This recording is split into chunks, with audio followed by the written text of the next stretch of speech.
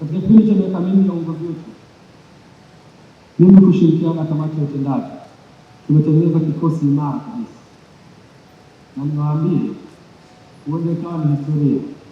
Uongozi wetu katika kipindi cha miaka mingi tumeweza kubeba mataji 16, rekodi ya juu kuliko zote katika historia ya mpira wa taifa letu.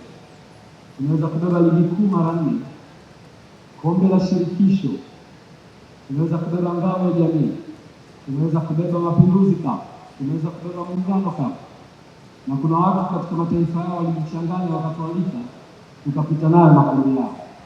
Toyota Cup South Africa pamoja na Rayon Sports Cup Rwanda. Mataji haya ni historia kwetu kama club, lakini faraja kwa wanachama na mashabiki wa klabu ya Young Africans. Kakaangu Bwiduke ni mtu wa statistics, ataweza kutusaidia. Katika kipindi chetu cha miaka minne tumeweza kucheza mechi 120, rekodi kubwa kuliko zote. Tumeshinda mechi 101. Tumetoka sare mechi 12 na kufungwa mechi 7 tu. Tumeweka rekodi ya kukusanya pointi 315. Hakuna timu katika historia ya miguu Tanzania imewahi kukusanya pointi nyingi kiasi hiki kuanzia msimu wa 22-23 mpaka 25-26. Vile katika mechi 120 ya miaka minne tumefunga magoli 286 na kuruhusu magoli 51 tu, na hivyo kuwa na goal difference ya 235. Kwenye kombe la shirikisho maana CRDB tumeweka historia kubwa ya kushinda taji hili mara 4 mfululizo, tukiweka rekodi ya kucheza miaka 5 mfululizo bila kuruhusu kufungwa hata mechi moja. Katika kipindi cha miaka 5 tumecheza mechi 27 tukishinda zote, kasoro mechi ya mwisho ya msimu huu ikiwa mechi ya 28. It's unbeaten record ya mechi 27 kwenye kombe la shirikisho.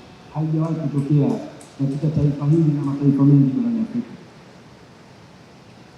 Kwenye mashindano ya kombe la shirikisho tumeshinda magoli 86 huku tukifunga magoli 14 na kutengeneza clean sheet 20 katika michezo 28 ambayo tumeshiriki katika kipindi cha miaka 5.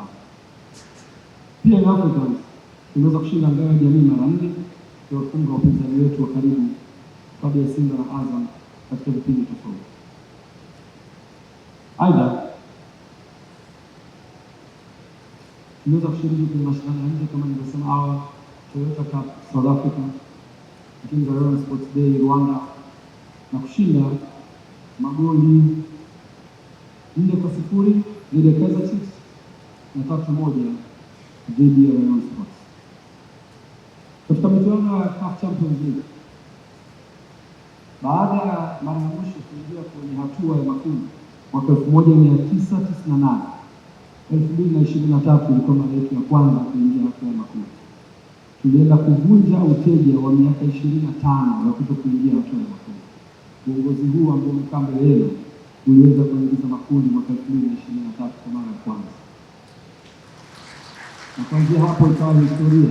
Tuliingia mara 3 mfululizo katika hatua ya makundi na kuifanya pia ni rekodi nyingine katika taifa letu.